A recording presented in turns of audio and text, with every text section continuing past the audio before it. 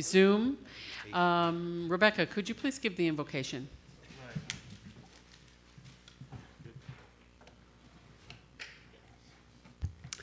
Good evening, Council. Rebecca from Ignite Church. I was just praying for you earlier, and I really thought about the word wisdom, and so I actually decided to look it up in the dictionary. And it says it's the quality or state of being wise, knowledge of what is true or right, coupled with just judgment as to action. And so that really is the wisdom of actually having heaven's solutions for the council and for you guys to be able to actually take the right action regardless of maybe there might be disagreement or pressure or, people pushing against you. It's just to know what is true and what is right and to actually be able to take action on that. So I just pray for you right now in Jesus' name that you would be able to operate in true wisdom and understanding. And I just release over you heaven's solutions for every problem at hand. And I just release over the public of Freeport that they would have open-heartedness to understand the perspective of government and to know and have wisdom themselves and to be able to see the big picture. And so right now I just release grace for this meeting, that it would go steady and that it would go quickly and then smoothly, and that collaboration would be accelerated over you in Jesus' name. Amen. Thank you, Rebecca. So now it is 6:11. We'll officially call this meeting to order. Madam Clerk, would you please take the roll? Mayor Miller. Here. Alderpersons Borneman. Here. McClanathan. Here. Ross. Here. Parker. Here. Busker. Here. Brashaw. Here. Misick. Here. And Berberay. Here. And if you could please stand, we'll have the Pledge of Allegiance led by Alderman Ross. I pledge allegiance to the flag of the United States of America and to the republic for which it stands, one nation, under God, indivisible, with liberty and justice for all. Okay, thank you. So we will start out with item number 1, which is the approval of the agenda. Is there such a motion? So moved. Second.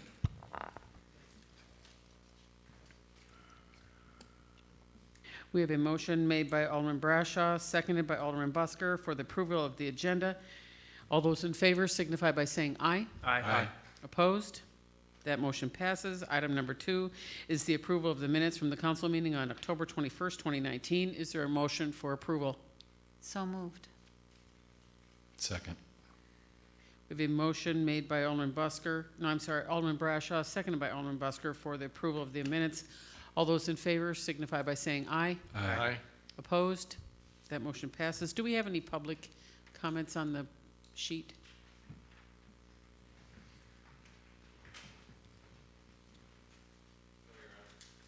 Thank you.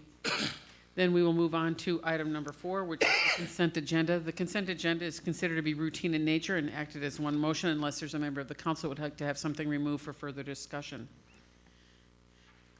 Seeing none, the consent agenda is the approval to approve and place on file the following minutes from 2019. The Liquor Commission from April 25th and August 8th. Board of Fire and Police Commissioners meeting from May 6th, July 23rd, August 27th, and September 24th. The Library Board from August 14th and the 26th. The Historic Preservation Commission from August 20th. The Planning Commission from September 12th. The Zoning Board of Appeals from September 5th. Public hearing regarding Adams Avenue Sewer Main and Wastewater Treatment Plant Phase 1 improvement from October 15th, and strategic planning meeting from September 27th and 28th. The interim executive director Tess Dom's report for Greater Freeport Partnership dated October 23rd. Also is the approval of the finance bills payable in $1,626,933.70, and the payroll from payroll period ending October 26th, 2019, in the total of $567,676.32. Is there a motion for the approval? So moved. Busker and Ross.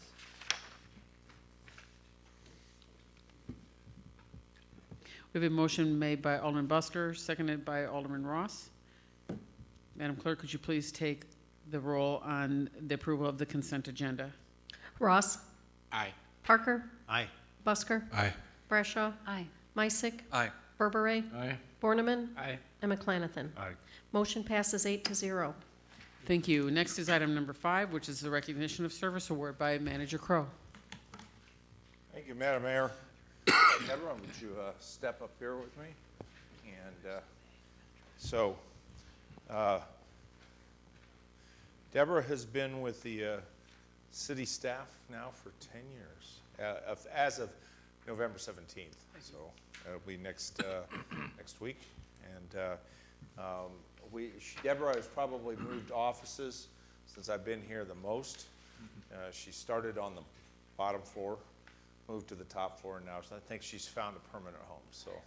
So here is $10 from the Greater Freeport Partnership and your recognition. And I'm going to turn it over to your direct supervisor, Randy, to say a few words. Unfortunately, Lois stole all my thunder. But Deborah is a professional in human resources. She has her PHR from the Society of Human Resources Management, and she's also a certified professional as well.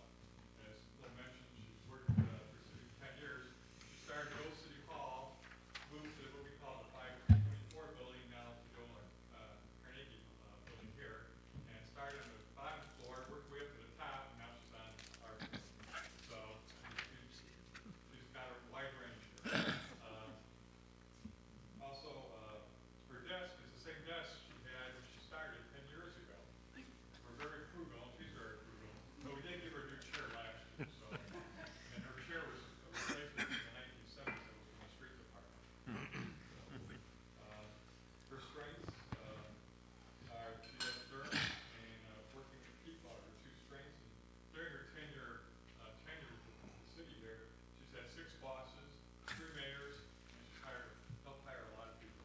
Thank you.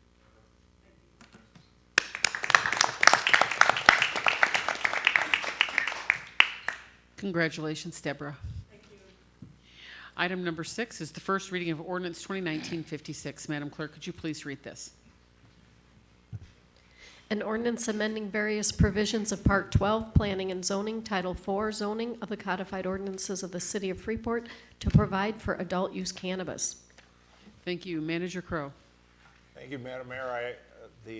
I also have the legal team of Cox and Zito here that will help draft these ordinances. This is the zoning ordinance that we had discussed. We have, over the last several committees as a whole, and also been approved, Planning Commission.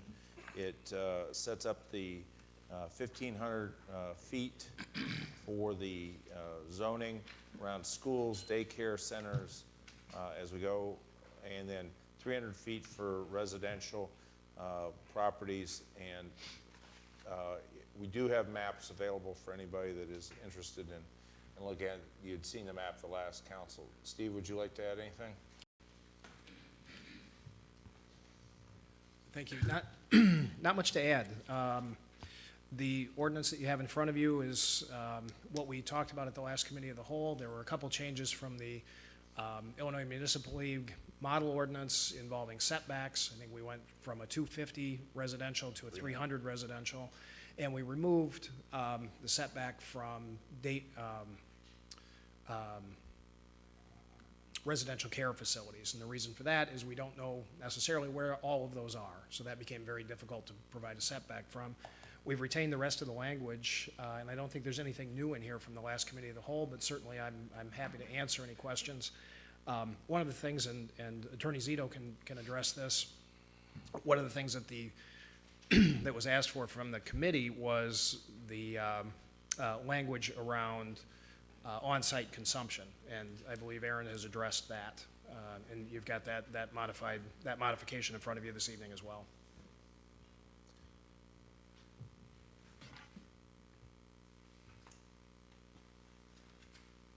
Questions, council?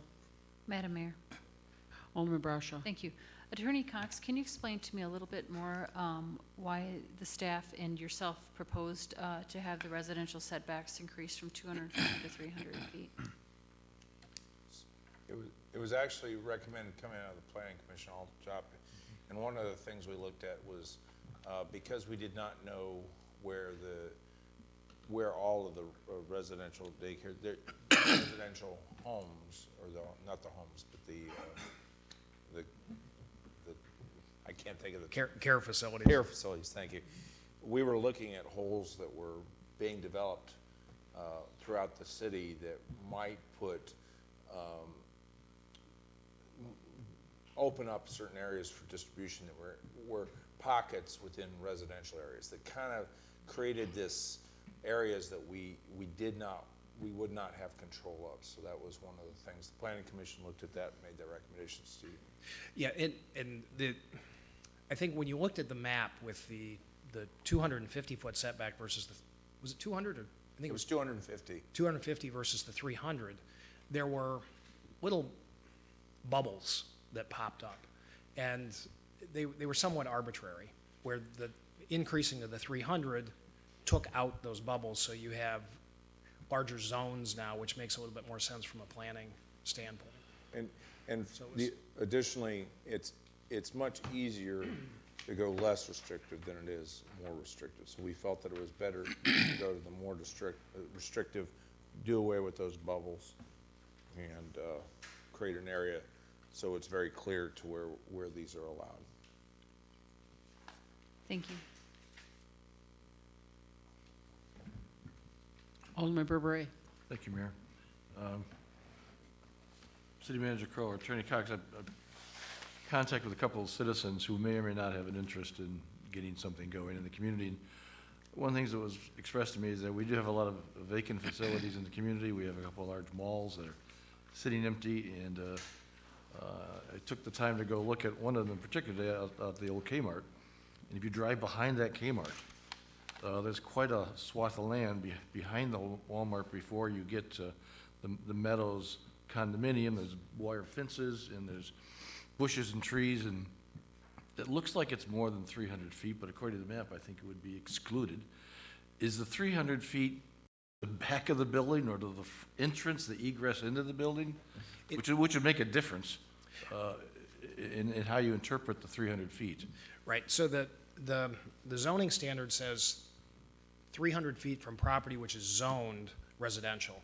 That's actually one of the other minor tweaks we made from the IML ordinance. They said residential use.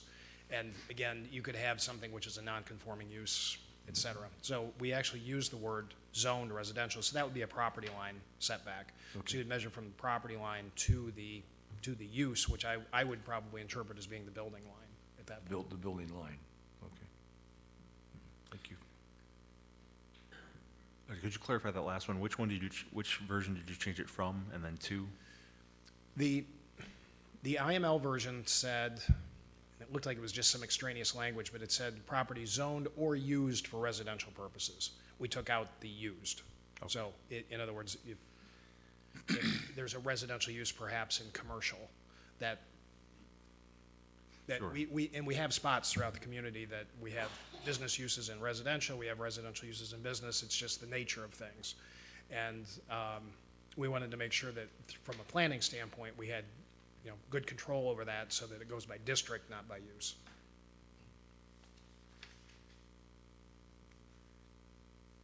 Anything else, council?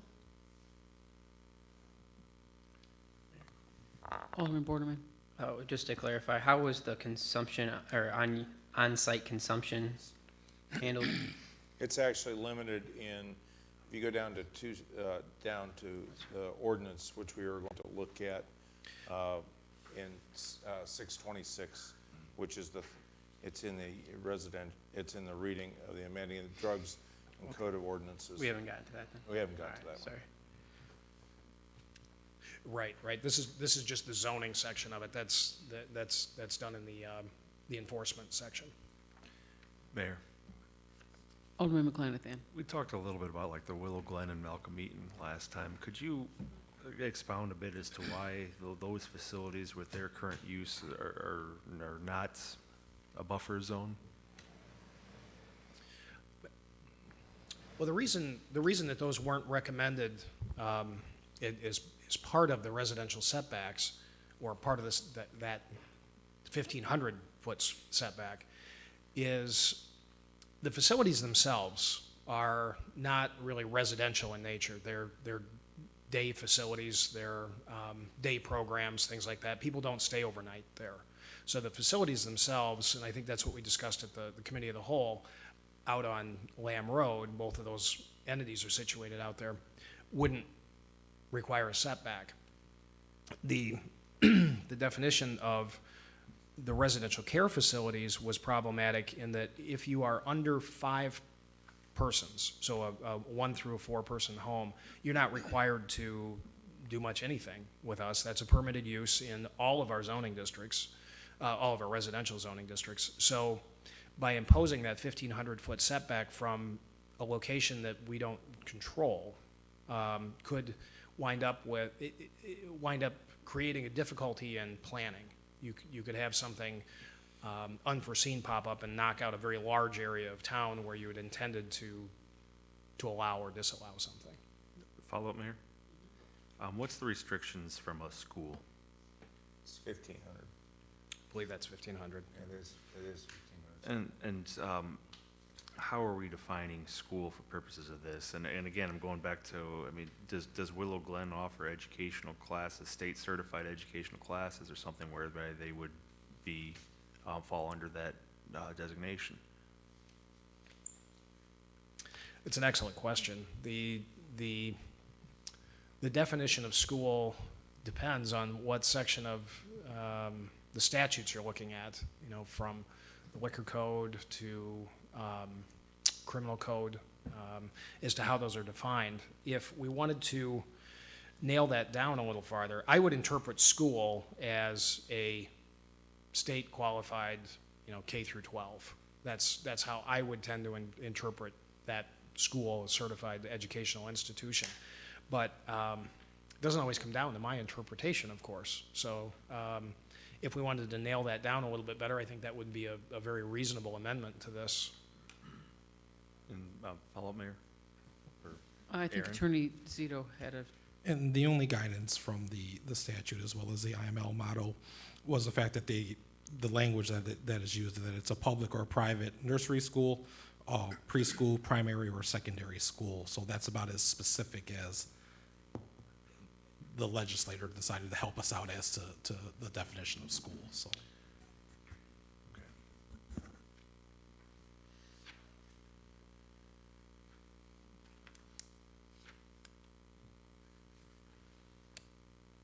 Alderman Berberay. Just a question. What about a daycare center? Did we cover that anyplace? Yes. It's Child Development Center. It's Child Development Center? Okay, thank you. Alderman Borneman.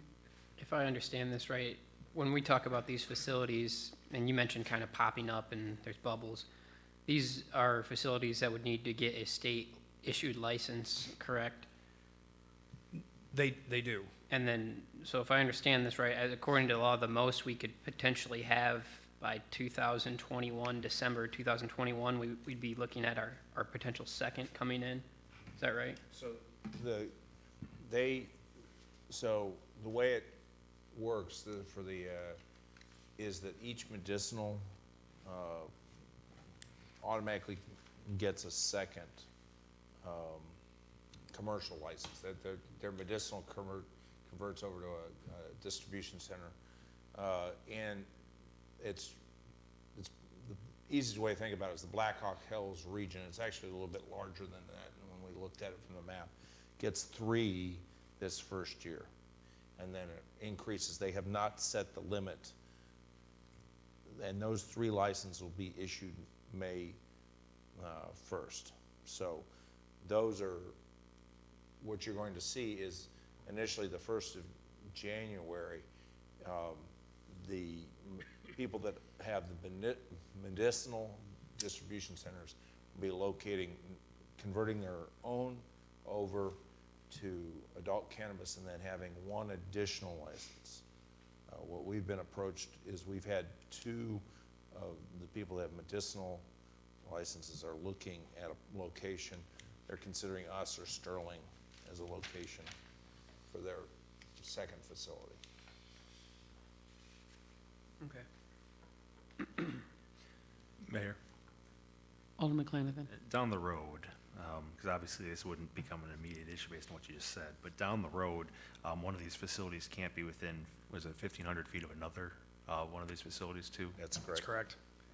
So that automatically will change the map. That gets into, but as we said, you know, this is, when we set these up, we want to make sure that we're as restrictive as possible because it's easier to decrease those. So we can, the requirement from the state for medicinals is it's 1,000 feet between, they can't be any closer than 1,000 feet. And that the state said that that's initially what they're going to go with, but it's going to probably decrease. Follow, Mayor? Sure. Right now, we got about 50% of the communities that have opted out, 50%, we give or take, Yeah. you know, that opt in. So, looking at the communities that have opted in, are there provisions that have been put in place by some of those municipalities that we are not covering in our ordinance? And if so, what are those? To the extent that you're aware, I don't expect you to know all 40 plus or whatever, but. Good. Now,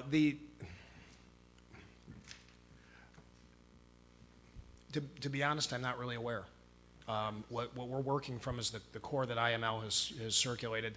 Most communities will work directly from that, and that's pretty standard.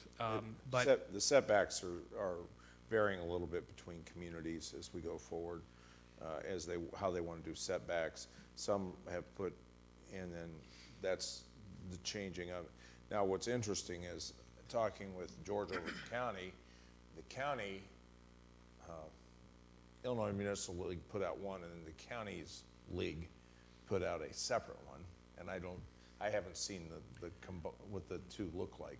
And I think it's important to note, the state has really severely tied municipalities' hands on what the options are. It comes down to, you can zone where these things go, what districts they can go in, and you can establish setbacks, and that's about it. I mean, that's really about it, and you can regulate on-premises consumption. Those are the carve-outs that the statute made, but then it goes on to very clearly expressly overrule home rule authority for municipalities and said, and basically says, if you allow them, you're going to allow them according to these terms. In fact, I think it's in the very first two paragraphs of the law that home rule authorities do not apply under this ordinance, this law.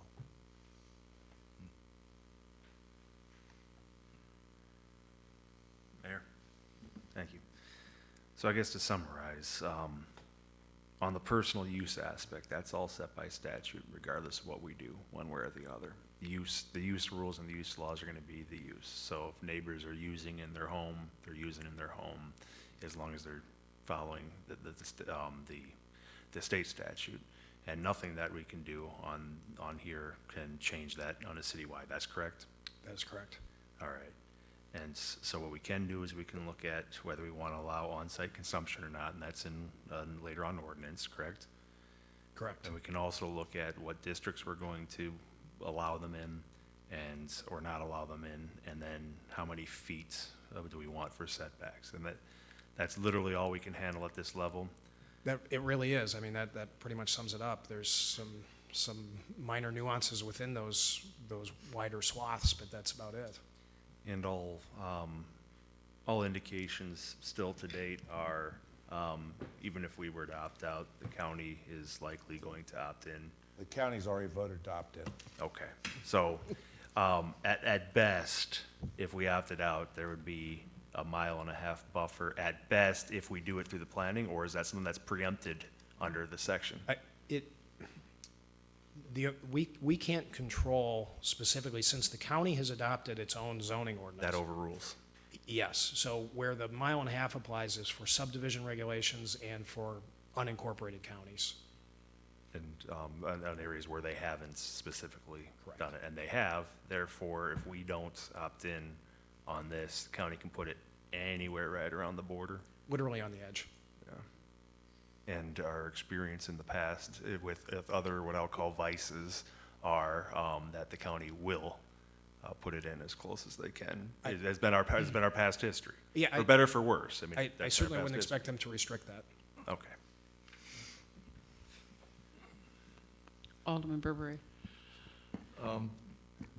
For police and fire, interested in what you're hearing, reading, experiencing in other communities, literature you get across your desk, the problems that other communities might have be I can't use the word to enforce, but the problems that exist, the training your men and women are going to need to. I could go on, but I'm not sure where I'm going either, because I don't know them. So I know there's problems, there's issues, as there is with alcohol. So, One of my major concerns is going to be the enforcement of the driving while impaired, on the training that we're going to have to provide our officers to properly detect and enforce those laws, as well as getting the proper evidence to proceed in court. There's other issues that have gone along with in other communities that I'm pretty worried about in terms of some offenses that have occurred in Colorado and Oregon and other things that have happened. There's been a lot of literature about cartels moving into two different communities and taking over vacant properties to rental properties to expand some of their local grows and things like that, things that we really haven't been able to grasp the full extent of what that's going to be. So there are a lot of concerns that we're going to have to be prepared for. So it was interesting, my national convention, we had a sub of all the 11 states managers that have cannabis, and Colorado, the communities that did not adopt, because they had the opt-in, opt-out, those who opted out, they've seen a large black market occur within there. So that's because they buy up in South Beloit, they come down here, they sell, they can sell. The other thing is the Illinois Chiefs Association has recommended that every community that is home rule adopt a rental inspection program, because that was the only way that Colorado and California attacked the cartels. So that's something that I know I've talked with some of you about, that was a record, and I heard it again at ICMA. The cartels will move into communities that have vacant properties and do not have rental inspection programs. thank you. Thank you. Mayor, Alderman McClanahan. of those, and I've also in the last week or so saw a national article in regards to California and talking about their massive black market, and it seems pervasive. Whether I know they had some opt-in and opt-out, and they said it didn't really matter, because in that case, the taxes and regulations were so severe that it didn't undercut the black market. Though those issues that we're talking about in regards to enforcement on DUIs, cartels, residents, that's nothing that we can address through this zoning, is it? Or is it going to be an issue that's going to be prevalent whether or not we opt in or opt out? In terms of what's going to be prevalent, certainly I would defer to Chief on that, but my only comment on that is what the council is doing by voting on the zoning piece of it is regulating the point of sale. Consumption is entirely unaddressed, except for in the following ordinance, the on-site consumption, places dedicated to that. Zoning just says where you can sell it from and where you can have a licensed growing facility, that sort of thing. So it's point of sale and manufacturing only. I think the rest of the issues are still the rest of the issues. It's going to be legal, whether it comes from Rockford. Our residents get it from Rockford, Sterling, wherever, if it's not here. It's going to come, and we're going to have to deal with the usage of it. So the council knows South Beloit broke ground 4 weeks ago on their first cannabis distribution facility, and as has Rockford's converting their medical distribution over to an adult cannabis. So everybody's allowed to transport in their vehicle up to 30 grams, which is the size, to give a visual of what 30 grams are. that is the equivalent of 1 gallon freezer bag. The 1 gallon freezer bag. Madam Mayor, Alderman Bradshaw. thank you. I want to apologize. First of all, I left the sound on my computer and I wasn't watching a football game, really. I was researching cannabis law and what communities opt in, opt out in Illinois.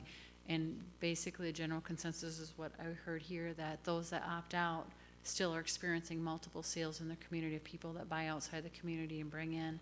And then they showed an example of somebody driving under cannabis, and that was the yelling that was on my computer when I turned on that page. It's going to happen. I agree with Chief that if it's sold in Rockford or Beloit or whatever, it's going to come to Freeport. The only thing I look upon is maybe we can benefit from some of the sales tax revenue in this and figure out what our restrictions are and hopefully come to a consensus.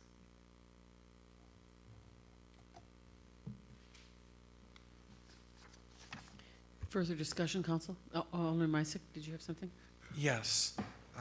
So to go through very quickly, I know in a previous meeting, we talked through the specific zoning, just the specifics on the zoning, and I see like a table here of recommendations by the staff as well as has already been discussed by Planning Commission. And it looks like infuser, processing, and transporting organization all are M1, M3. It looks like M1, M3 shows up under craft grower, cultivation center, also business establishment. I see a little bit of difference when it comes to craft growers, cultivation center, and co-location all having A1 as options. Can you explain a little bit of when we make a decision on this, the impact of deciding those specific zoning levels? Sure. The idea, and I can let Director Zupkoff address this directly as well, but the idea that the staff had, I think, in the recommendations and the Planning Commission had, were to try to fit the types of businesses into what they really are. So take the cannabis out of it. So you have a growing operation, you have a cultivation center. Well, that's agricultural in nature. And agricultural pursuits are typically allowed in the ag zoning. We've also allowed those in M1 because that's just a heavier use. It's typically surrounded by industry, and that's where your transporters come in, your infuser organizations, that sort of thing. And then the only one that's allowed, I believe, in B zoning, which is our business district, is the actual dispensary. And that is effectively retail. If you take out of it what it's selling, it's a retail establishment. So that made sense in B. And again, the Planning Commission looked at that. I think staff looked at that, and everybody was comfortable with those alignments. They seem to make sense. Now that's irrespective of the setbacks. That's a whole different thing. So we zone them into the proper districts, and then the setbacks dictate where within those districts are available.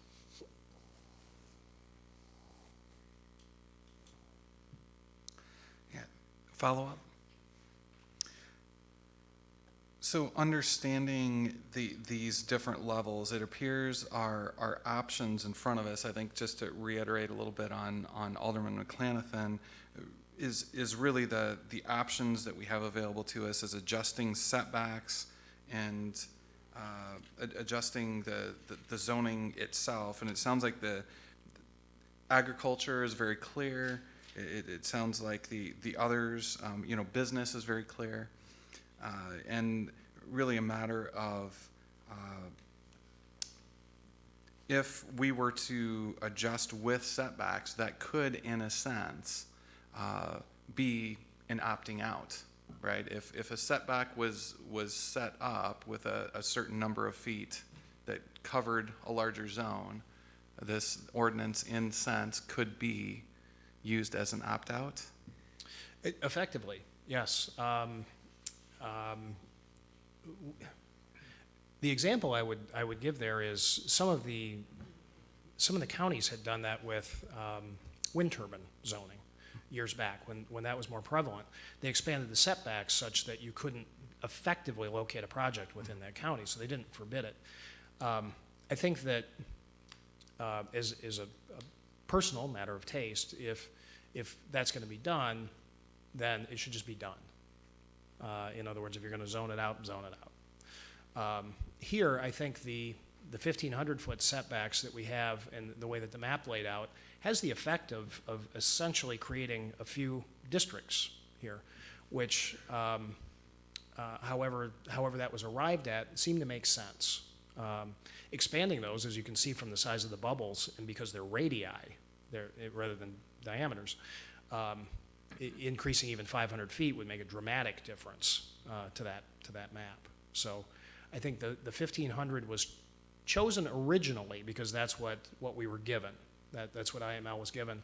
But then looking at the map and then making that adjustment on the residential really came up with something that made sense on the map for our local layout.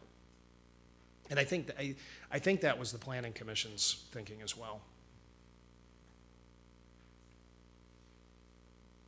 Thank you. Further discussion, council? Mayor. Alderman Ross. What I'd like to know is, I know this is the beginning of the stage of this cannabis deal, but have we weighed out the benefits against the non-benefits of having it? Well, So one of the things you need to understand is we're going to have cannabis in our community. Right. So whether or not, when you say benefits and non-benefits, the question is, so if it's strictly a decision as to whether we get the revenue, if it comes into us, or not get the revenue, the usage is already going to occur in the community. Mayor, correct, Manager Crew. Basically, what I'm saying is, yes, we will have the cannabis use in the city of Freeport, but that's what I'm basically speaking of, the revenue. We will receive revenue from the state of Illinois. So the estimated revenue from the state of Illinois is only going to be about $3,600. So where we're going to see our revenue is if we have another dispensary. That was the estimate from the Chiefs Association, right? Chief, 36. So the revenue we're going to see will be from if we have our own cannabis dispensary in the city and our 3% tax. Right. So, that's where I'm talking about. So if that's the additional revenue, and we don't have a clue as to how much that will be. What the estimate from the Chiefs Association is based upon the sales that they saw in Colorado, California, Nevada. And what did they see? I mean, they're bigger communities than ours. Well, so Illinois is actually like the 11th or 12th largest state, and we're the only state. We're basically there are only 3 states east of the Mississippi that are legalizing cannabis. Michigan being one, us, and New Hampshire being the other.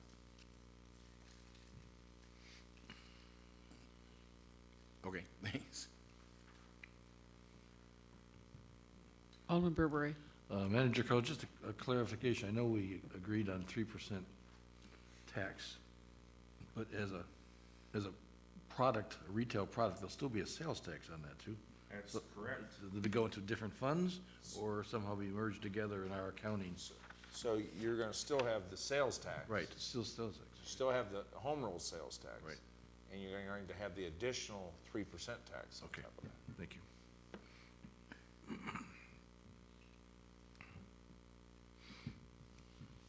Madam Mayor, Alderman Bradshaw. thank you.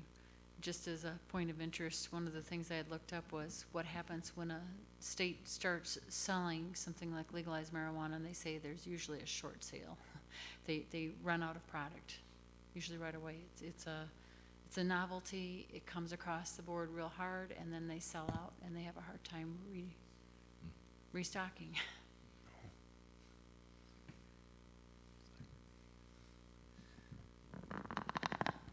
Make a motion to move this forward, Mayor. I'll second it. Okay, so we have a motion made by Alderman Borneman, second made by Alderman Berberay to move ordinance 2019-56 on to the next regularly scheduled meeting. Is there any further discussion, council? Seeing none, we will move on to item number 7, which is the first reading of ordinance 2019-57. Madam Clerk, could you please read this? An ordinance amending Chapter 659, chronic nuisances, Section 659.02, definitions of the Code of Ordinances of the City of Freeport. Thank you. Manager Crowe. Thank you, Madam Mayor.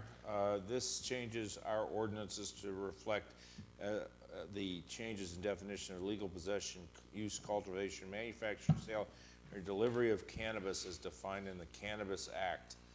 This will go into effect as of the 1st of January. It's a simple change within our ordinance to match the state ordinance. That's Mayor. all I have. Mayor, Alderman McClanathan. given that this is just aligning our ordinances with the state code, I'd make a motion to move it forward. Second. We have a motion made by Alderman McClanathan, seconded by Alderman Parker to move ordinance 2019-57 on to the next regularly scheduled meeting. Item number 8 is the first reading of ordinance 2019-58. Madam Clerk, could you please read this? An ordinance amending Chapter 620, controlled substances abatement, Section 620.01, definitions of the Code of Ordinances of the City of Freeport. Thank you. Manager Crowe.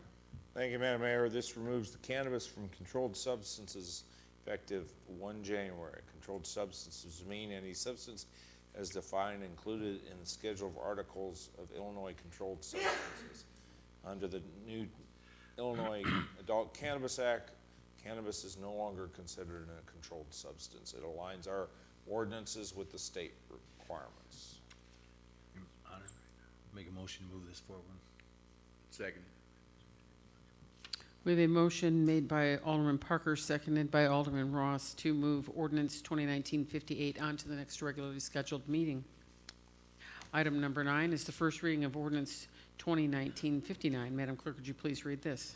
An ordinance amending Chapter 626, drugs of the Code of Ordinances of the City of Freeport. Thank you. Manager Crowe. Thank you, Madam Mayor, and I may ask Attorney Zito to discuss this a little bit. If any has any questions, so this changes our laws to the possession of use of cannabis, planting,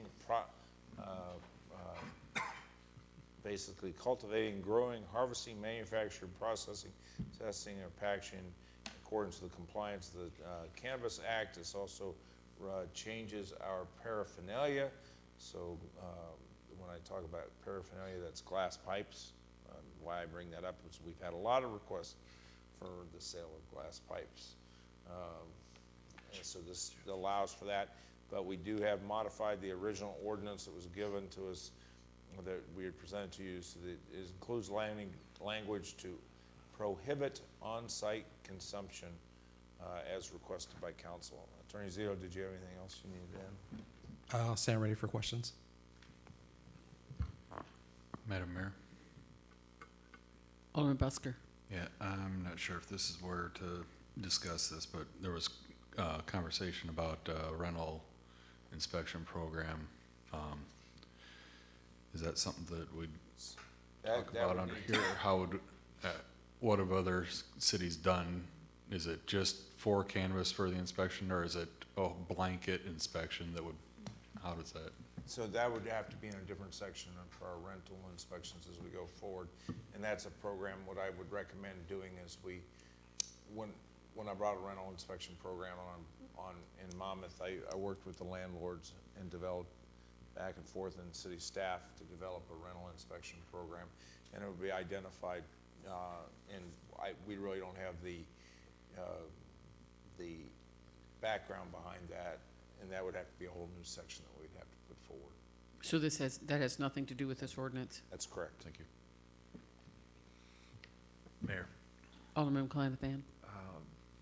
Attorney Zito, for the on-site consumption, is that at the bottom of page 7 or 9, subparagraph X? Yes, sir. Or Roman numeral 10, I guess, but okay.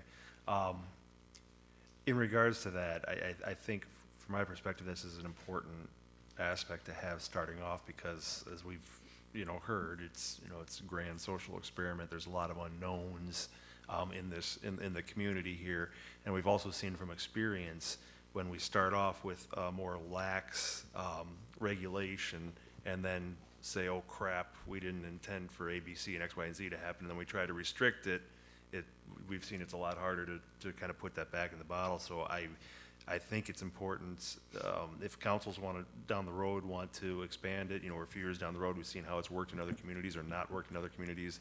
I'd rather not have us be the guinea pig on the on-site consumption and then try to put the, genie back in the bottle. So I would be in favor of having that subparagraph included in the ordinance.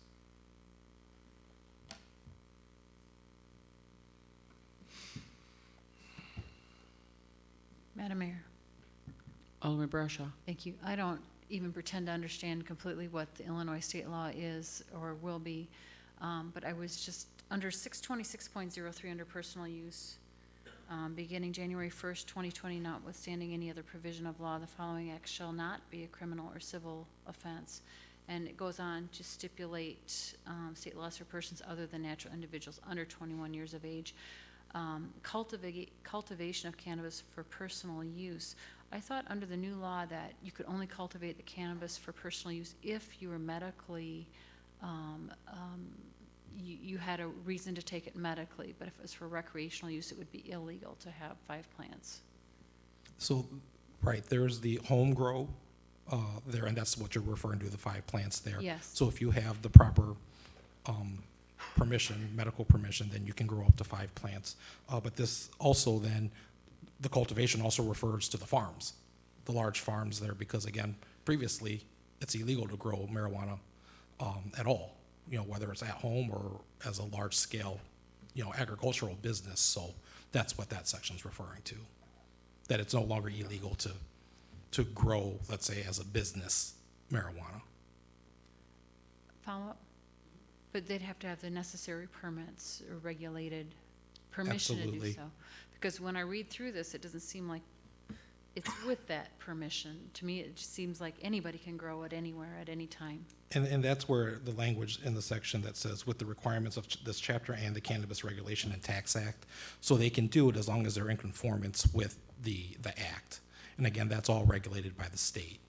This language here is pretty much mirrors what the state statute provides. One more follow-up. Thank you. So if they have a medical necessity to take marijuana for that reason, and they can grow up to the 5 plants, does that mean that the landlords cannot stipulate that they cannot grow it if it's medically necessary? Or do they have a medical reason to be allowed to grow it, such as a personal use dog for, a therapy dog for somebody that's blind? That's a good question, whether or not a landlord can kind of invoke a pseudo zero tolerance within their building. My gut tells me I don't think they can. If you have the proper medical credentialing to be allowed to grow the 5 plants for medical reasons, my gut tells me that they probably will be allowed to do that. What you can control is, that I know for sure, is if the general recreational consumption, landlords can outlaw the general recreational consumption within their property. We'd have to do some more research on the medical. Follow-up? Mayor? Oh, go ahead. One more follow-up, please. And then- Yes, Alderman Bradshaw. What I understood from state law is because it's it's still illegal federally to consume cannabis, that you could restrict tenants from smoking within a facility, especially with secondhand smoke in apartment buildings. But I wasn't sure about the consumption of edibles, et cetera.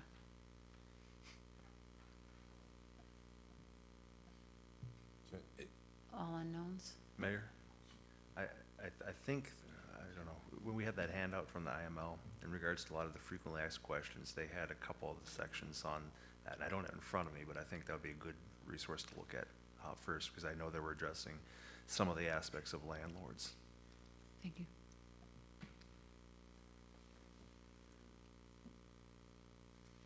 That's all I was gonna say.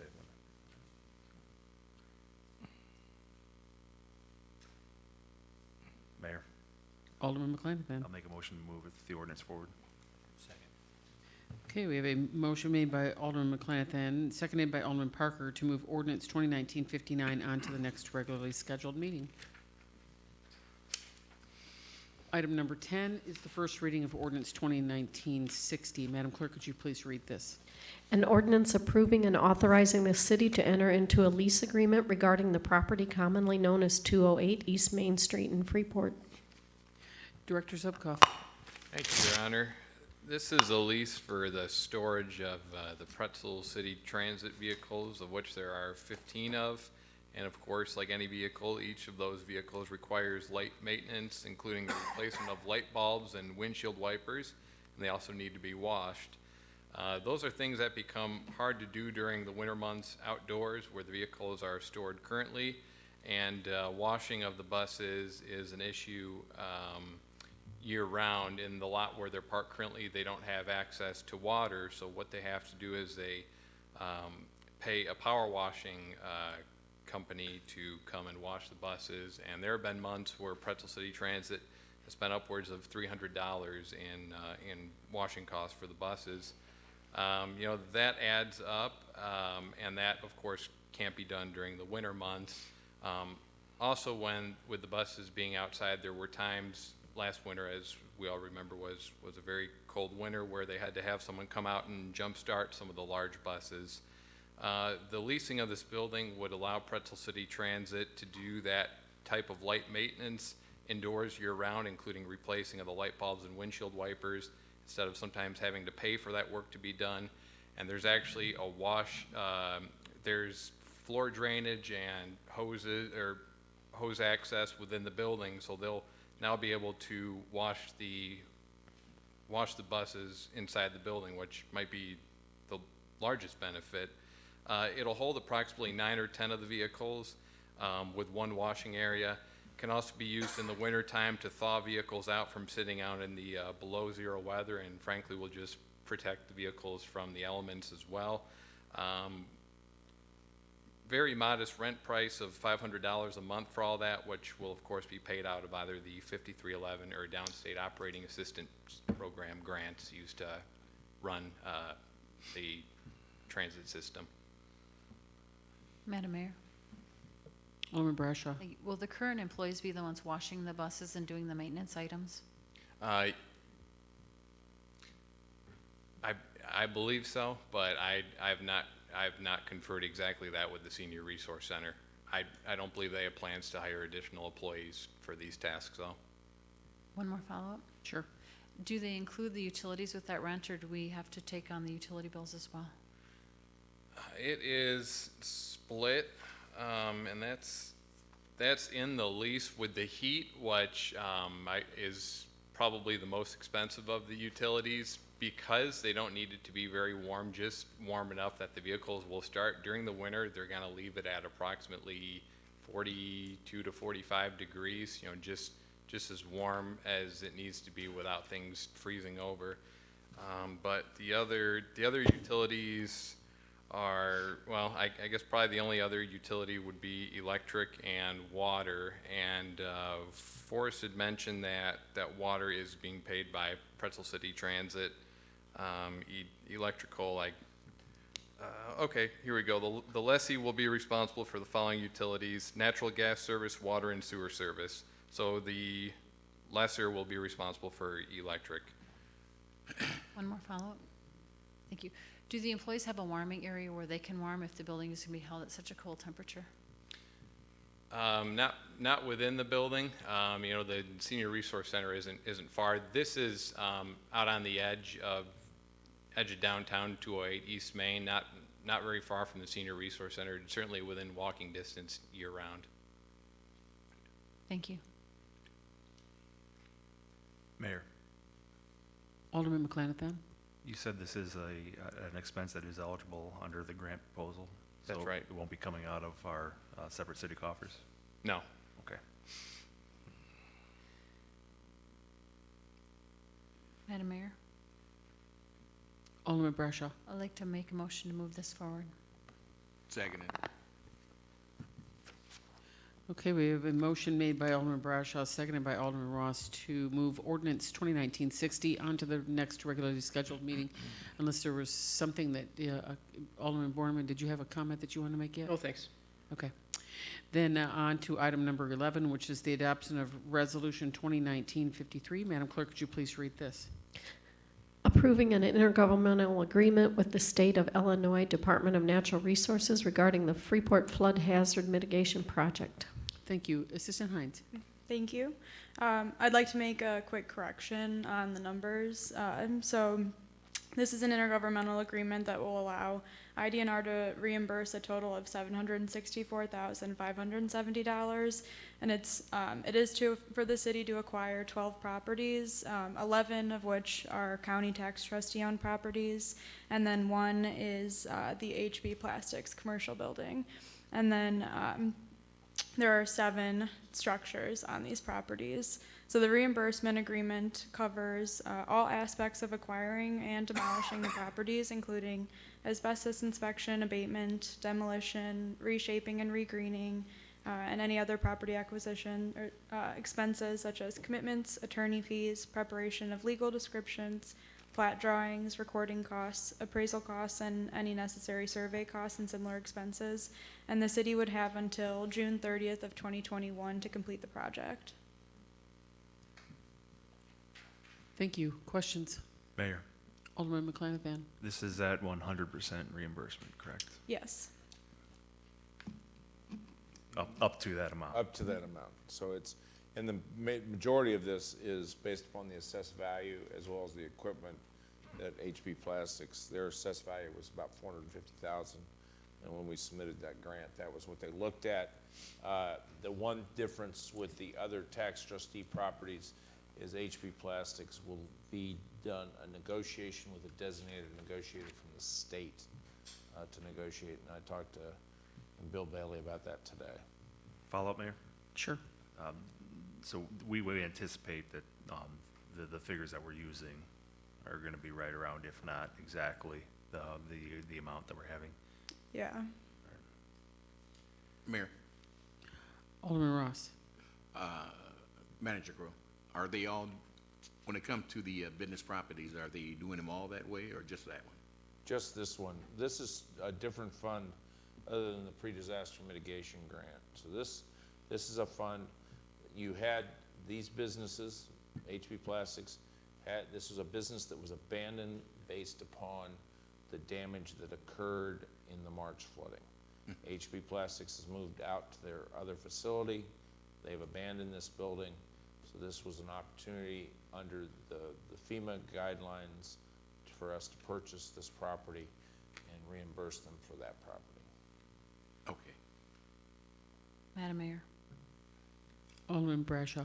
Thank you. I want to thank Ms. Hines for her work on this, and I know she's probably given her lifeblood to this this amongst other things with these contracts. I would like to make a recommendation to approve this resolution. Second. Okay, we have a motion made by Alderman Bradshaw, seconded by Alderman McClanahan for the adoption of Resolution 2019-53. Unless there's further discussion, Madam Clerk, would you please take the roll? Ross. Aye. Parker. Aye. Busker. Aye. Brashaw. Aye. Meissick. Aye. Berberet. Aye. Borneman. Aye. McClanahan. Aye. The resolution is adopted 8-0. Thank you. Item number 12 is the adoption of Resolution 2019-54. Could you please read this? A resolution authorizing and approving an Adopt a Street program within the city. Director Zupkoff. Thank you, Your Honor. You have in front of you the draft Adopt a Street program, which we consider to use best practices. It's largely based on the same program in Springfield, Illinois, which is a highly regarded program in the state. In short and summary, the Adopt a Street program would allow groups or individuals to adopt at least half-mile stretches of street and remove litter and debris at least 3 times in a calendar year using city-provided trash bags, gloves, and reflective vests. After an organization has participated in the program for a full year, A sign will be placed along their adopted street with the name of the group or individual, and continued cleanup after that first year is required for that sign to remain in place. The Adopt a Street program will be administered by our department in community development, and we see it working in tandem with our other neighborhood development initiatives, including our code enforcement, our involvement with the Northern Illinois Land Bank, and the single-family housing rehabilitation grants that we routinely apply for. And we would ask for approval of the resolution. Alderman Borneman. Are there going to be, I guess, areas identified by the city that are up for adoption versus that need more attention versus areas that don't necessarily need attention but might get more visibility? Based on the geographic area of the group, they might have a preference, say, a group of residents on Oak Street, they might specifically just want to do Oak, but certainly if someone, comes to us with recommendations, we direct them towards, busier thoroughfares or areas that we know where this is an issue. Mayor, Alderman Ross. when a citizen adopts a street and they get a group of people together, would the city be responsible for picking up the debris that they collect? Yes, they'll let us know when they're done, and we'll send a truck over to pick up the garbage bags from the side of the street. Thank you.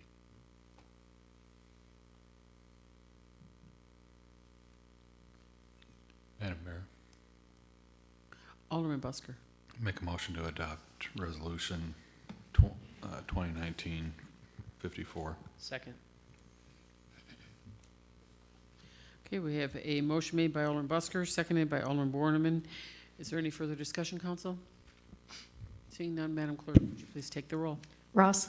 Aye. Parker. Aye. Busker. Aye. Brashaw. Aye. Meissick. Aye. Berberet. Aye. Borneman. Aye. And McClanathan. Aye. This resolution is adopted 8-0.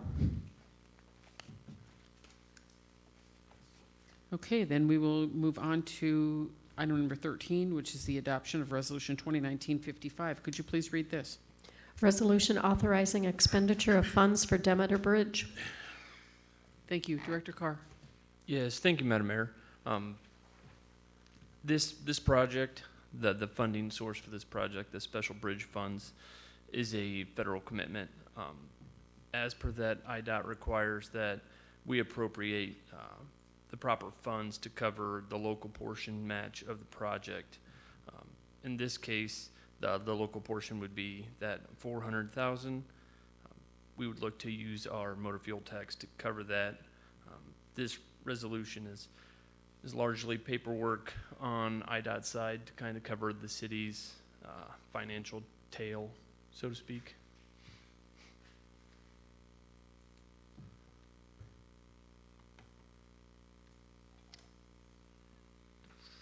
Mayor, Alderman McClanathan. it's been a while since we were here on this, when, yeah, we've had bats and mussels in between, Years. but, so since it's been a while, period of time, I don't remember exactly the figures. When we were discussing this previously, we talked about three options, from what I recall, and option A being removal of replacing the water main, but it required removal of the bridge. Option B was replacing, all three of them involved replacing the water main because it needs to be done on there. But option B was replacing the water main, taking down the bridge and putting in a pedestrian bridge. And then option C was this vehicular bridge with emergency vehicle access. And from what I recall of the discussion back then, the estimated costs to the city were largely the same because of the first two had to be paid solely out of city funds, whereas this one was eligible for 80% reimbursement under the federal county bridge program. But what I don't recall is, are these funds here that we're talking about, are these still in the ballpark where that math is pretty similar? You know, whether you did option A, B, or C, it's going to cost us about the same in city funds, or have we had a substantial increase in the funds for option C here, which is the vehicular bridge? So both options B and C, so the pedestrian bridge and the road bridge here, would be more expensive than option A, which would be the tear down and nothing there. However, putting up a pedestrian bridge would still have to it would still have to meet all of the specs we have right now with coming out of the floodway, not impacting the 100-year flood. So the cost of that project would have increased the same as this project would. So the cost of this would still be cheaper in the city's pocket than a pedestrian bridge. What was the ballpark for the just tearing down the bridge and the water main? What was the ballpark on that, if you recall? Yeah, if I remember right, the water main itself was replacement of the water main was 170,000. I don't remember what the tear down cost was though. I'm not real sure. I'd have to look those numbers up for you. Okay, so. Thank you. Just some questions here that I've received. Looks like the contract requires, well, I guess what's on everyone's mind. What's the deal with, or the current situation with the mussels and the bats that were in the bridge? We're past that now? So we had a bat study done, and there are no bats, so we can rule the bats out. As for the mussels, there were some mussels in the creek there, so we have to do a displacement. So, yeah. Catch and release. I'm not real sure on how we have to do it yet, because the engineering firm has to actually have a study done, and Willa Hoffman doesn't have the personnel to do that type of study. So they had to subcontract out that work to a company called Huff out of Chicago. I believe they're out of Chicago. So we haven't gotten that report. So what we'd have to do to mitigate the mussels, I'm not certain yet. But it's a good indication the state's willing to let us move forward.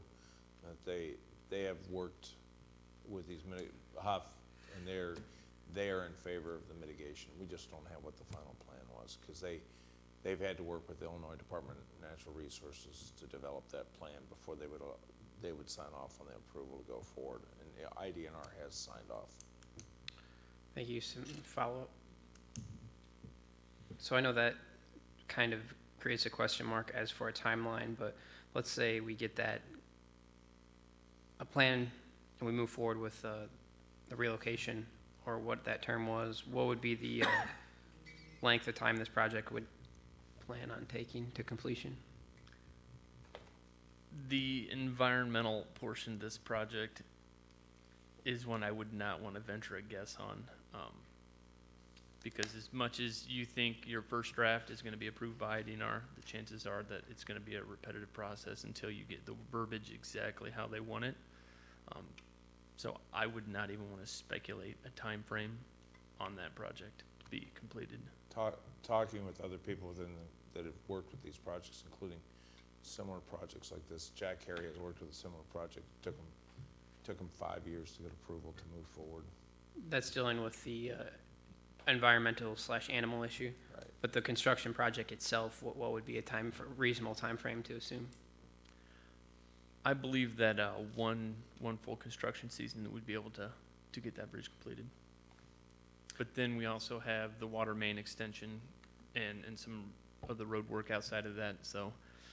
Okay, just to inform the public, because I think it's being presented, rightfully so, as just a project that's going to fix the bridge, but it's going to create a 2-lane drivable bridge with a 5-foot pedestrian sidewalk. But in addition to that, we're going to be doing a lot of other things, correct? The approaches to that bridge with how high that bridge has to come up out of the water to not impact the 100-year flood, I mean, it's going to take quite a ways for us to tie back in. And then we've also got the water main that we have to replace on. They're putting in a new sidewalk, curb and gutter in the area of the bridge, as well as an aqueduct to allow flow through underneath the bridge. And all of this is covered under? Yes. That's one of the things that drove the cost up, is as they raised up. So when originally, the council, just reminded the council, we actually fired an engineering firm that was originally did the original design because they had underestimated when they had done the bridge, they had not calculated in the requirement to raise it out of the floodway. And Will Hoffman, so when we originally submitted the program, they came back, the state came back and said, you need to raise it up out of the floodway. So that's when we changed firms, and then Will Hoffman came back. Initial estimate was like $1.3 million for the bridge.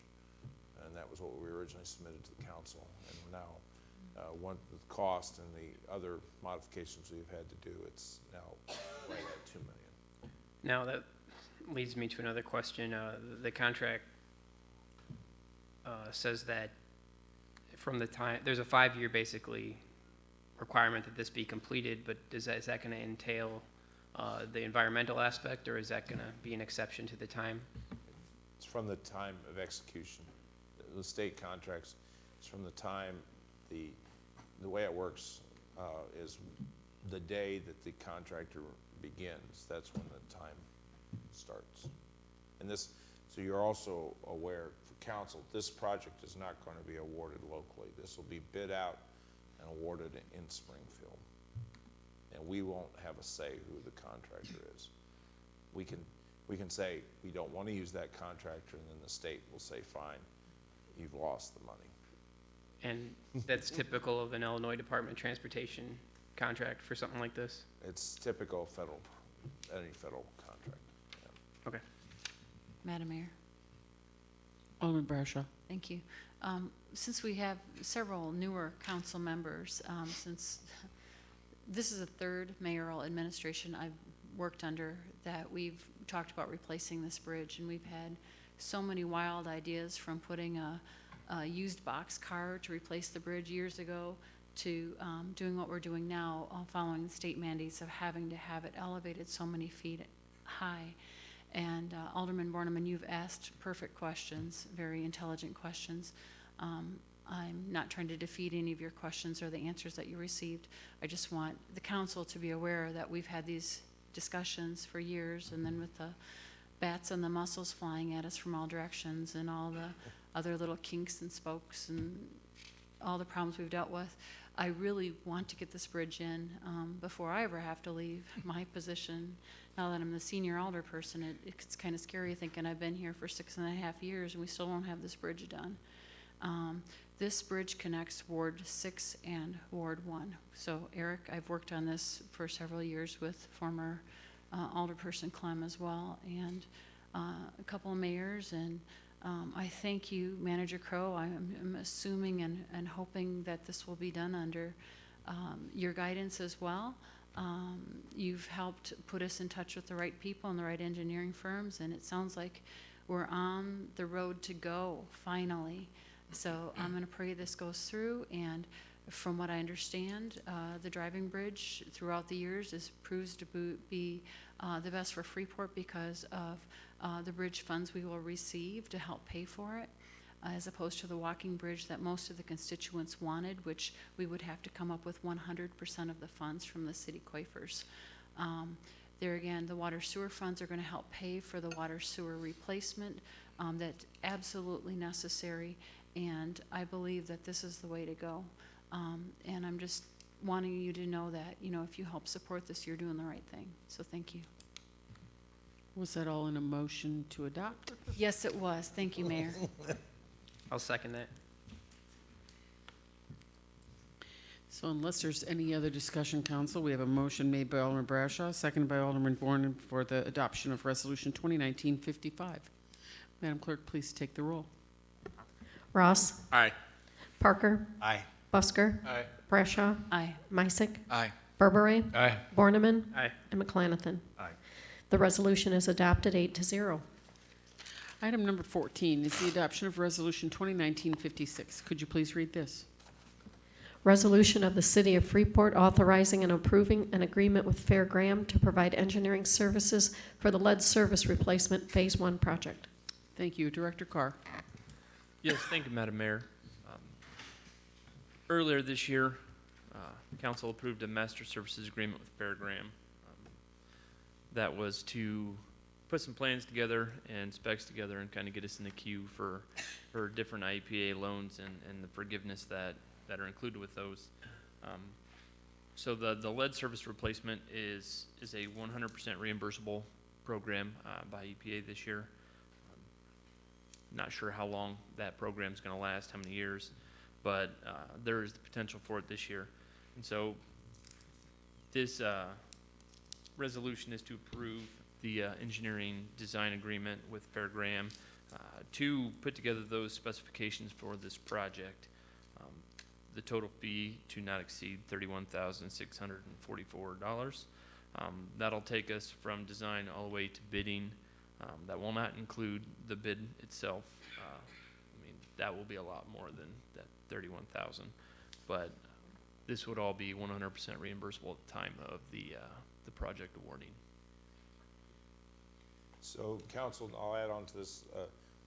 Fairgram and I, well, this is what Dennis was out on baby leave, had a call with IEPA, and they're ready to approve this lead service line replacement. And it's $2 million. All they need to do is get the bid package ready to go out. They've already given us the verbal approval on this, and this was one of the things we're waiting. It's focused in on the 3rd and 5th wards primarily. So, Madam Mayor. Alderman Brashaw. Thank you. Manager Crew, you mentioned the lead services in the 3rd and 5th ward. Are these just main lead pipes in the street, or are these going up to homes, or where is the cutoff on this? The majority of these lead services are between the main and the curb shutoff. We have a couple in town that are located all the way to the house, but a majority of them in the town are from the main to the shutoff. Thank you, Director. Mayor, Alderman Ross. well, I'd just like to go ahead and make the motion to proceed with adoption of Resolution 2019-56. Second. We have a motion made by Alderman Ross, seconded by Alderman Busker for the adoption of Resolution 2019-56. Unless there's any further discussion, council? Madam Clerk, please take the roll. Ross. Aye. Parker. Aye. Busker. Aye. Brashaw. Aye. Meiseck. Aye. Berbere. Aye. Borneman. Aye. And McClanathan. Aye. The resolution is adopted 8-0. Item number 15 is a motion to reject a bid opening from September 23rd for ashtray removal. Director Carr. Yes, thank you, Madam Mayor. As council's aware, we put out about 67 trees out to bid using the motor fuel tax this year. We had an engineer's estimate of just over 100,000 for the trees themselves. We only had one bidder respond to the bid, and it came over quite a bit larger, almost double the price of our engineered estimate. A lot of the reason behind that was the short window between essentially this council meeting and the end of the year of when we would not be able to fund any more trees. So the way that this contract would have been structured would have been a maintenance contract, which is similar to the hot mix asphalt and the patch that we use. So we can only spend money on it up until December 31st. So at that time, any tree that wasn't taken down, they just would not get paid for. So with winter coming up and the stump removals included in that project, as well as the landscape restoration, there was a limited number of contractors that were willing to take a chance on this contract. And so since there was only one bidder and it came in such well above what we were estimating it out, staff would request that the council reject this bid.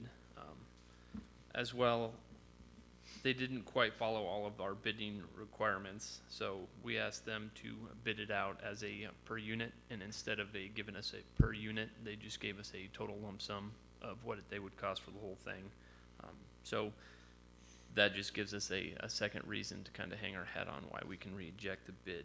And so in IDOT's eyes, the rejection would be well noted. Mayor, Alderman McClanathan. make a motion to reject the bid. Second.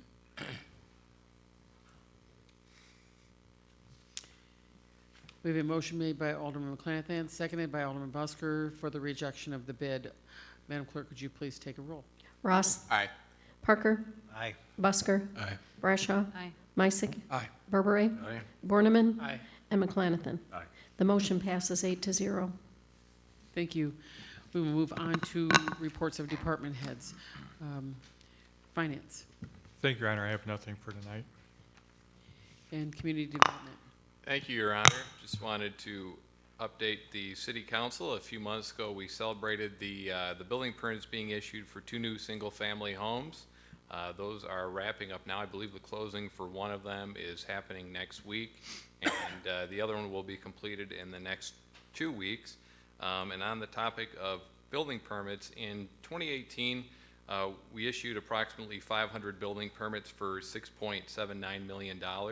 This year so far, we've also have issued about 500 building permits, but you only need to add up 7 of those to beat all of the valuation from last year. So large, major investments happening in Freeport. So just want to make you aware of that and certainly celebrate that. Do you have an estimated number? Oh, you know what? It was 6.79 million last year. We're up to about 17 million right now this year, and issuing one hopefully for approximately 1.4 million tomorrow. So that would bump us over 18 million.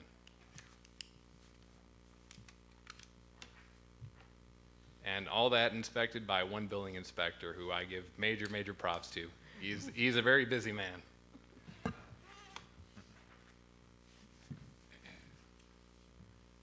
Thank you very much. Director Carr. Yes, thank you, Madam Mayor. That's a tough one to follow up. I can't say that we've used $18 million. Though with the snow that we just had, we did burn up some of our salt. I think we used up about 100 ton on that little October fun. But since then, we have taken off all of our snow equipment. We've got the leaf boxes back on, so I do want the public to know that we are picking up leaves. We've been picking them up all day. We were picking them up on Friday with the end loader. So we're back at it. We'll get to your areas in probably quite a bit of time with the amount of leaves that got dropped during that last snowfall and the amount that got raked out to the roadway. This weekend, we are going to be really slow moving for a while, but nonetheless, we are out. If you want to know where we're at, check out the leaf map online. Kurt did a good job putting that up there. We're trying to keep it up to date for everybody's information. Did want to update council that the Peck Prairie Path project, they are continuing tree removal. They were working over by Hancock Bridge last week. And then there was a tree removal contract for ComEd. Asplin was going to take down some ash trees here in the vicinity. They are finishing up their past contract, which is just outside of city limits on the east side over on Miles and Albert. And then they are going to be moving to the park area within the next 2 weeks to go ahead and take down those 60+ trees. Thank you. Fire. Thank you, Madam Mayor. The only thing I have to report this week, you might see a lot of cars in the parking lot at Central Fire Station. We're hosting a Illinois Fire Service Institute class on fire apparatus engineer. Several of our own firefighters are taking the class, and we're hosting it. There are many other departments in the region that are also attending. So they're buying lunch here in Freeport, and a few of them are spending some nights in our hotels, so we're pretty glad about that. Thank you very much. Police. Thank you, Mayor. I just wanted to report that we are in the process of hiring the dispatcher, hopefully to start in the next 2 weeks. And we are also extending our application period for police officer until November 22nd to bring in as many applications as we can possibly get in for good people. There isn't a rush on it right now. We don't have a spot in the academy until next year, so there was no rush to close that out. So we just wanted to extend it a little longer and get some more people. Good, thank you. Water and sewer. Yes, thank you, Madam Mayor. What I'd like to talk about is Float Street. And basically from Galena to Adams, the work is going on. They have 2 crews now laying the water main and expect to have a 3rd crew out probably starting on Thursday. So it'll be a congested area, but there's plenty of work going on, and the contractor still has plans to go and have everything wrapped up before the asphalt plant closes, before Thanksgiving. Wonderful, thank you. IT, did you have something? Nope. And how about library? Good evening. Okay, so I know you're going to think I sound a little crazy, but since this event happens before Thanksgiving, and I want to make sure you get it on your calendar, the library opens special on the Mistletoe Walk, which is a Sunday, November 24th from 12 to 4, and Santa comes to the library to visit with all the kids. So since we're going to be specially open, I'm going to start marketing a little early. So that's all I have tonight. Wonderful, thank you. Kirsten, did you have something? I just wanted to let everyone know that IEMA extended the grant deadline to November 8th of 2019. So we were originally supposed to submit by October 31st, and around 2 p.m. that day, they sent out a notice that we have until the 8th this week. So Region 1 Planning is working to make sure that everything looks perfect and good to go by the 8th.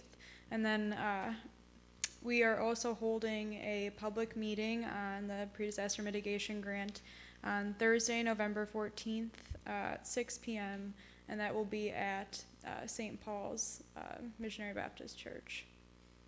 And then I have a few things on the census. So Mayor Miller and I attended the Freeport Community Foundation grant reception and accepted the Community Needs and Matthew Marvin Award for $2,297 to go towards census outreach efforts. And then we were also notified that we were selected as a subrecipient of the IDHS 2020 Census Outreach grant. And that we will hear more back from Region 1 Planning within the next few weeks about how much we're actually getting awarded. They're going to do some more review and let us know if we have to make any changes to our grant proposal. Thank you. Thank you. City Manager. Thank you, Madam Mayor. So I met with the Greater Freeport Partnership, some executive board members last week. The position for executive director for the Greater Freeport Partnership was posted this morning. They hope to have the new executive director in place by sometime in February. On the 7th, some of you will be receiving an invitation from Ingrown Farms, which is the cannabis grower, to educate you on some of the information dealing with them. It'll be held at the county boardroom on Thursday from 5 to 7:30. The 11th, just a reminder that we are closed. The committee, that's Veterans Day, Committee of the Whole will be on Tuesday. And the last things are, Andrew didn't talk about this, but his guys have written 4,900, a little over 4,900 citations, warnings, and tickets for code enforcement, which is almost double what we did last year. That's due to the good work with TextMyGov and iWorks. And the last thing is I have volunteered to participate in FACC's homeless. So Saturday night, I get to stay on the street until I raise $500 to get me out of. So I'll be out in front of in the area of FACC. So if you want to come out on the 23rd, Hank Fairman and Dean Wright asked me to volunteer, so I went ahead and did that. And I have the Wednesday before that. So if you'd like to support me sooner than that, I won't have to be outside long. And then just to piggyback on the Veterans Day being closed, the City Hall's being closed on Monday, but just a little piece of information for the council to be aware, which I thought was really encouraging. 17% of our city employees are veterans, which I think, yay, that's pretty awesome. So, and then also, if you don't have anything on your calendar, at 9 a.m. on Tuesday, the 12th, the Freeport High School is honoring all those that served. So if you'd like to come to observe that, that would be appreciated. So, council announcements, Alderman Ross. Nothing at this time, Mayor. Thank you. Alderman Parker. Just one thing, I'd like to thank the fire chief. Happened to be on Halloween night, I'm always out front, and they happened, both chiefs showed up coming down the street. And my young neighbor boy, he, actually the grandson, was dressed as a fireman. He had a fire truck wrapped around him and a hat, and the fire chief got out and gave him a badge. And I'll tell you, it made his night, because about an hour later he came out dressed warmer and was showing everybody that badge, and he really did it. So I want to thank you. You really made his night. Thank you. Awesome. Alderman Busker. Nothing this evening. Alderman Brashaw. Thank you, Mayor. This Thursday, we have a 6th Ward Neighborhood Watch meeting at Schwartz Chapel on Park Boulevard. Again, that's 6 p.m. on Thursday. Come for the coffee and cookies. Thanks. And Alderman Misick. Yes, thank you. I just wanted to thank all the department heads, Manager Crow, for all the hard work and budgeting time. I can really see the effort that goes into this and really seeing it firsthand. So thank you for all those efforts. I think we're well underway with that. And Alderman Berberet. Nothing for Mayor. Thank you. Alderman Borderman.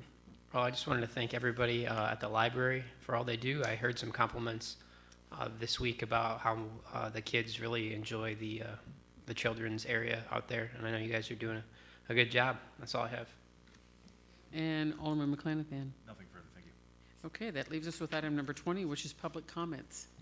Tommy.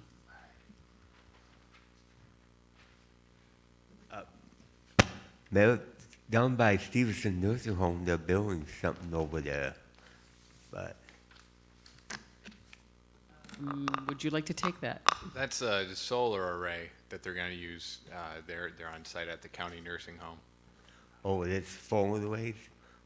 Is it for the electricity or what? Yes. Oh, and I want to tell Joey Miller happy Thanksgiving. Well, thank you, Tommy. You too. And we want to know about how's that Lamb Road down there